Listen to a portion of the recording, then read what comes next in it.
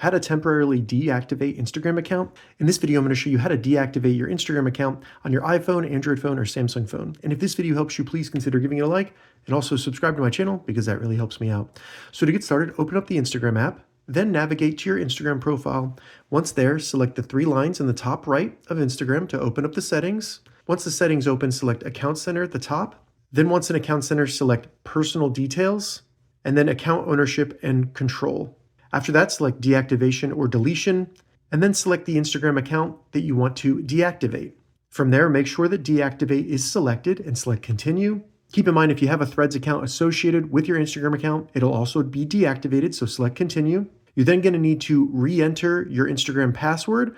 Once you do that, it'll ask you to confirm one more time that you want to deactivate your Instagram account. Select Continue, and then your Instagram account will be deactivated. You can reactivate it anytime by simply logging back into your Instagram account. If this video helped you, give it a thumbs up, and please consider subscribing to my channel.